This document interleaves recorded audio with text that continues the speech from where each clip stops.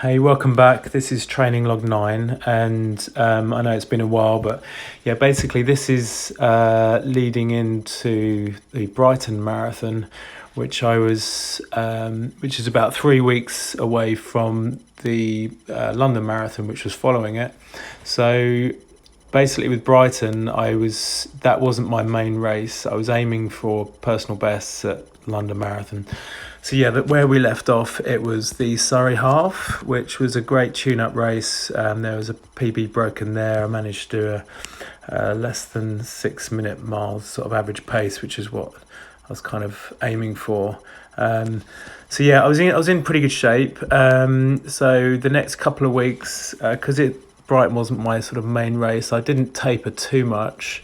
And so the sort of key runs after the half marathon tune-up race, I did a marathon distance just along the old railway line, using sort of minimal shoes to sort of strengthen your sort of lower legs and just get used to the distance. And then there was a speed session, I think this one here, which was a tempo road run, I always find these tempo runs really, really useful because you're basically training your body to get used to sort of marathon race pace.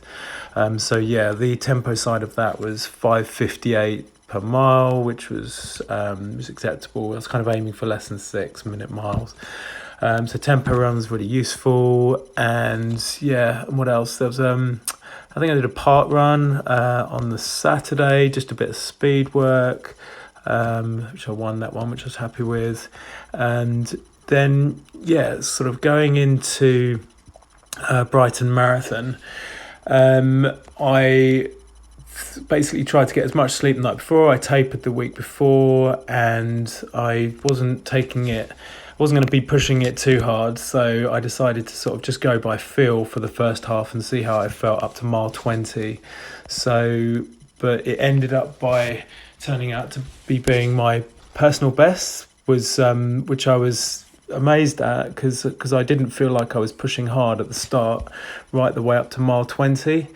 The weather was fantastic. It was a really great atmosphere. The temperatures and it wasn't too hot. Nutrition went well, and yeah, I mean, looking at the splits, you can tell a lot from the splits. It just shows. I mean, like my final finish was less than 6 minute mile, and if I was going in hard, I wanted to somehow one day break 2:40 for the marathon. Now with this one, I just played it by feel, and then after halfway point, I thought, actually, I'm feeling really strong, and that's when I started to step it up. And I had a friend who was tracking me, and he basically saw me go from like 90th all the way to like 29th just in the last like 10k of running, and it was a sprint finish.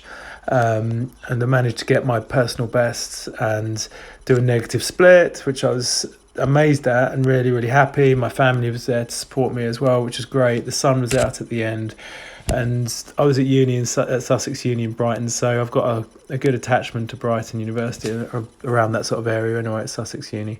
So it was a special race for me, really, because I managed to get a personal best out of it, and yeah, I was just playing it by feel, so I wasn't attacking it too hard at the start, which is what I was going to plan to do 3 weeks later for the London Marathon.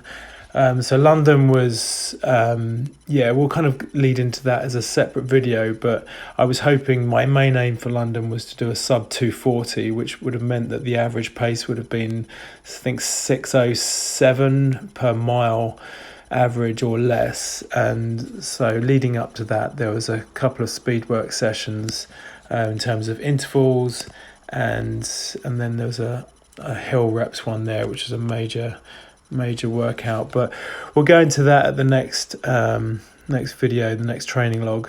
But yeah, so far I was just booming with confidence because effectively I've managed to do a personal best almost without realizing it, and then hitting the sort of latter stages of that race. It was almost a perfect race, and I was wearing the Alpha Fly shoes, usual lightweight watch, and the crowds, there weren't too many crowds. There was just enough to keep you sort of motivated at the sort of key points. So it was just there was as you can see from the description there, nearly 8,500 runners, and managed to get in the top 30, which I was really chuffed at. So thanks for watching.